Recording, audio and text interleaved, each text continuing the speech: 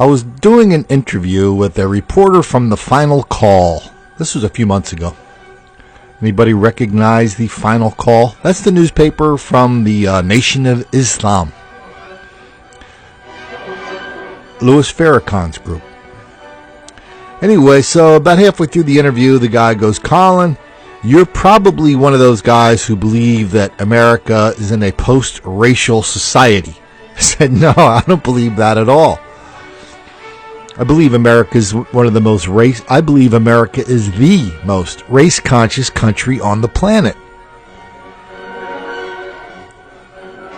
And he goes, "Well, why is that?" "Well, because every day we pick up the newspaper and we read stories about black churches, black funeral homes, black colleges, black TV, black newspaper, black businesses, black products, and on and on and on. And every day we read a story. This story appears in every major media every day, that black people are relentless victims of relentless white racism all the time, everywhere. That explains everything, especially why cops are always picking on black people for no reason whatsoever.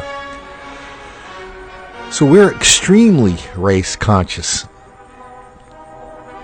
And I don't think there's anywhere in this country more race conscious than a little city called Philadelphia.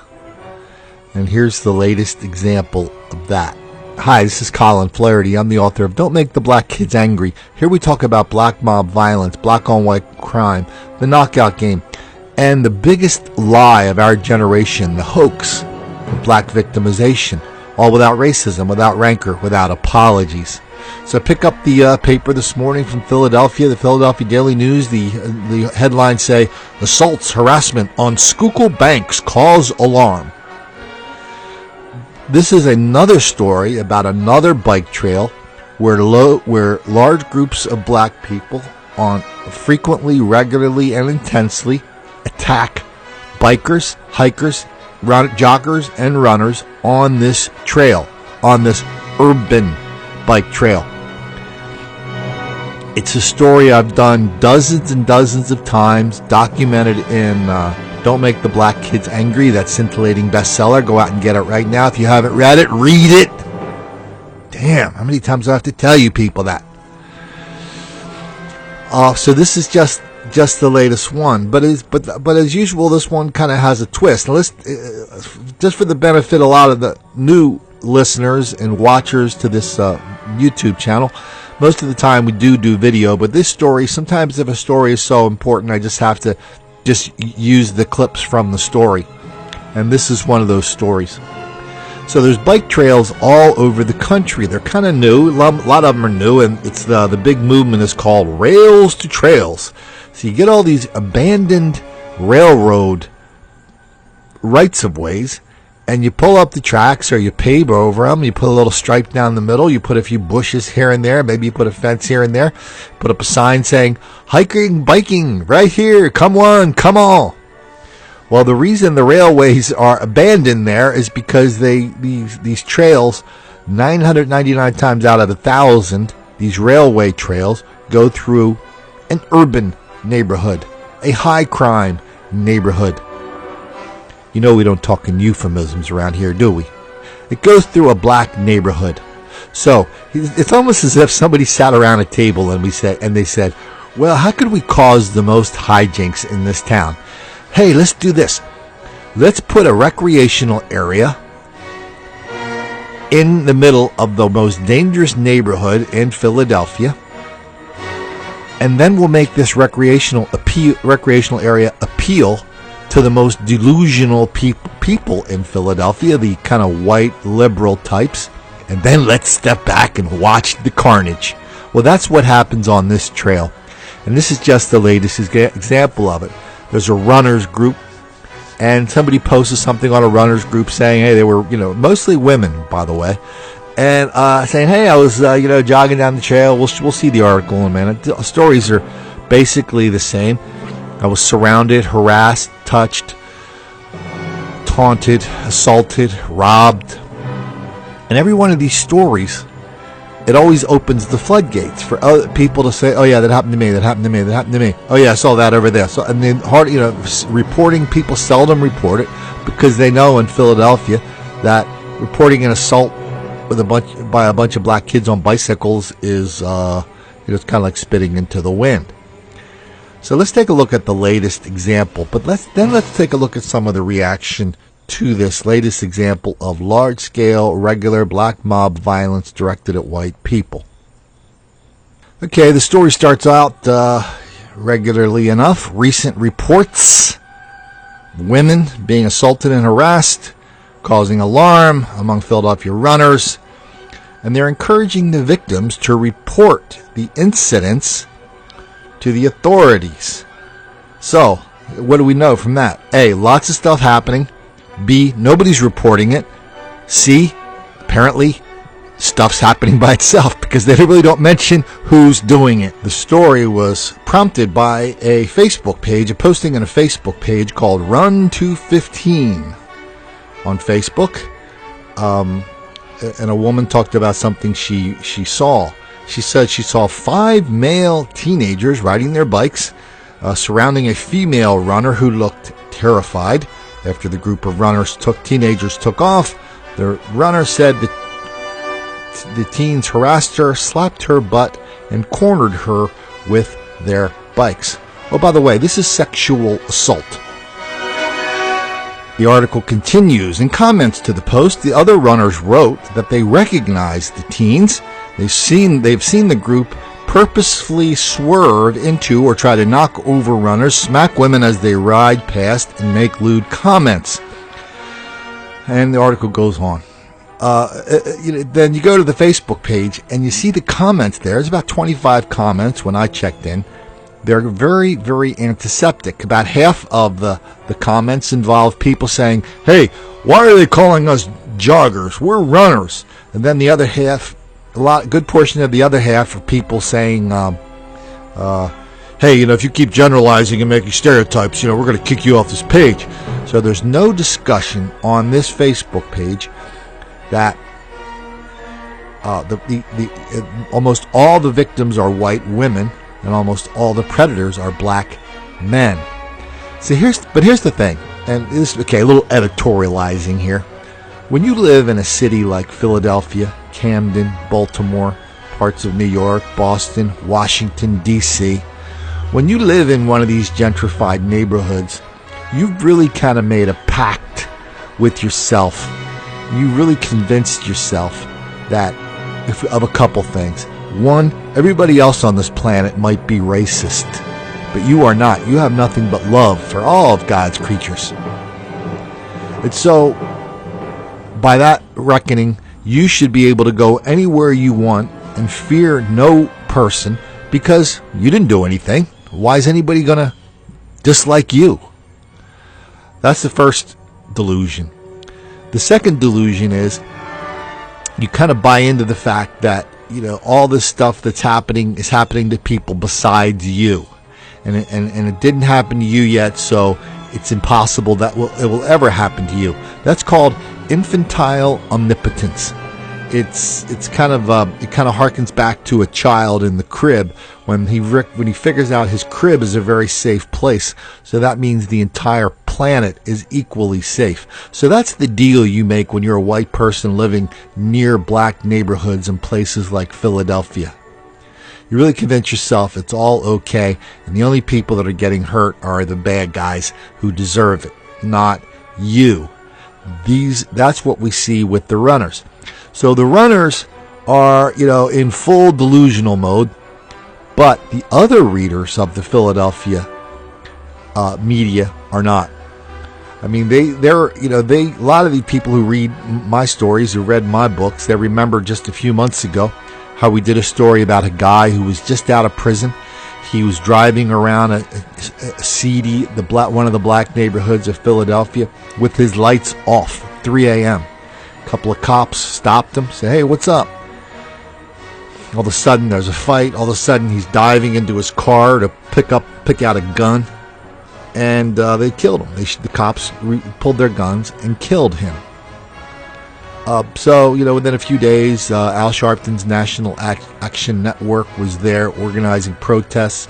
There was all the usual stuff from all the usual relatives saying he was a good boy, didn't do nothing, he was getting his life together, even he was even turning into a rapper. And to their credit, innocently enough, the paper said, well, he just did get out of prison for 5 years because he did shoot those two guys on the porch a couple of years ago. And everybody said, oh, no, that doesn't matter. That was all a big misunderstanding. So there's lots of misunderstandings in Philadelphia, but there's a lot of people who are demanding are demanding more truth from their local media. And let's listen to a few of those. I will no longer run this trail myself, but even in a group of 3 women, we were harassed by a group of teenage boys, air quotes. They circled us middle of the day, very dangerous trail, and I warned people to stay away from it. There's also a notice at my gym about how teenage boys, air quotes, pushing women off their bikes to steal them. I don't know why they are beefing up security now.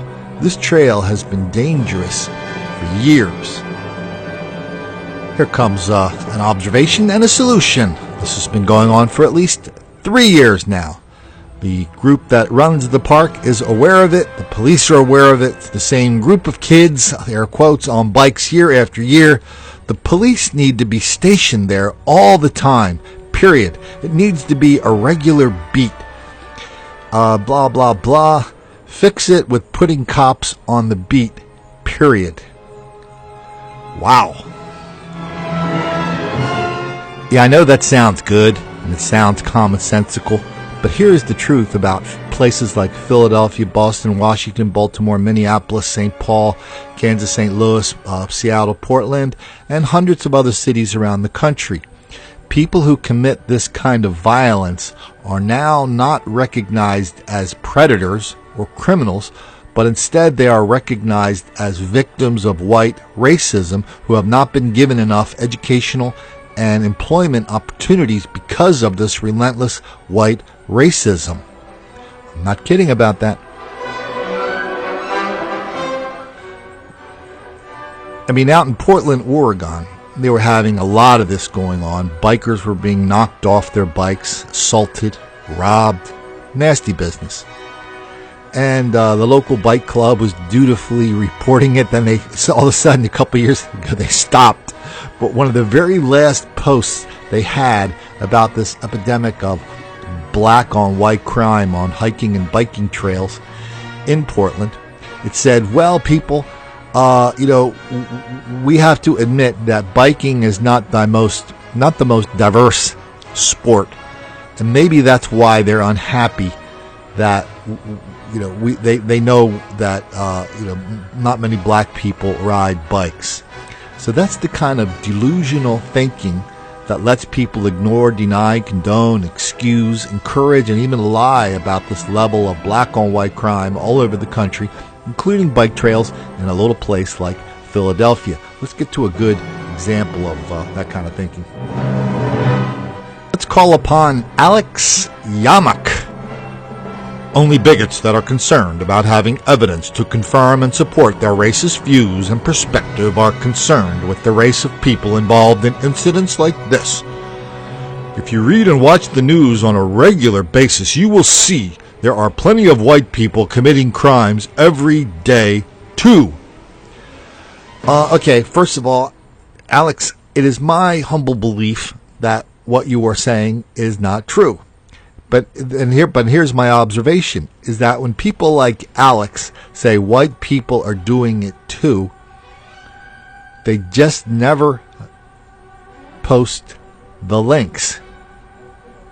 They never post the stories. They just, they just post their fairy tale, then run away and hope that nobody will say, Alex, you are either deceitful or delusional or both. Either, no matter which one it is, it's dangerous. And so Alex is creating the classic straw man. He's saying something we never said, we don't believe. We're not saying here that white people never commit crimes. We're saying that black on white crime, black mob violence is wildly out of proportion. 5 to 1, 10 to 1, 15 to 1, 50 to 1, 100 to 1, and more.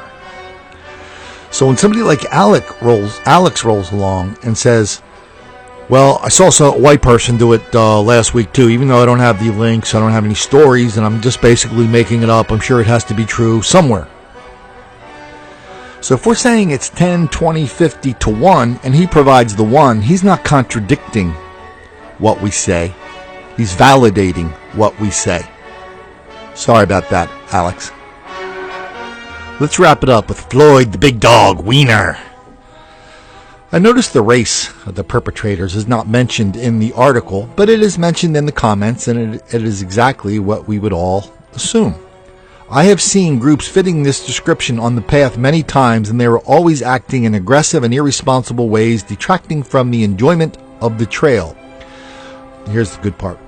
The omission of this critical information indicates to me that Philly.com is not concerned about the safety of female joggers and is not concerned about doing its job as a newspaper by sharing important safety information to its readers. It does tell me Philly.com is paralyzed by political correctness and the fear of committing any perceived insult to a particular demographic. This is shameful, a travesty, an abdication of journalistic integrity, and unfortunately, a common sign of the times we live in. Now, I will let you speculate whether the sound effects that you just heard were something I put in, or is something happening about a half a block away from the back porch where I'm making this podcast right now. Anyway, so the big dog summed it up pretty well for us. Anybody remember, we did a couple stories on this, and this is all, I'm all over this, and don't make the black kids angry. How 2 years ago, a guy in Philadelphia, writing for Philly magazine, he wrote a story called Being White in Philly, where he said that the potential for black on white violence is something that everybody in Philadelphia lives with every day. And it's real, and it's ruining the city. A lot of people say it's already ruined the city. Anyway, the mayor went crazy. Mayor Nutter went nuts. He went, oh, this article is despicable. Philadelphia Magazine is despicable for writing it. I'm going to forward this to our city's Human Relations or Human Rights Commission. And that's what they did. So they had a big meeting. And the editor and the writer of the article were at a table up front along with a bunch of black people who objected to anybody noticing the obvious in Philadelphia. And I was actually a little disappointed in the magazine for this, because they kind of were up there apologizing. Their tails were a little bit between their legs, and they did the whole, well, we didn't mean to offend anyone. They were up there telling the truth, plainly, clearly, and that's what it was. And that is prohibited in the city of Philadelphia. It's prohibited in the newspapers, but it's not prohibited here. And sometimes, they have a hard time keeping it out of the comments section. So if you know anybody likes to ride bikes on these urban trails through old railroad right-of-ways that go through black neighborhoods, if you hear them telling you that's safe, that all this stuff is just racial fairy tales made up by Colin Flaherty, despite the dozens and dozens of videos, stories, links, eyewitness reports, 911 calls, nasty, nasty business on these trails around the country and in Philly, well, just give them these last words of advice. Don't make the black kids angry.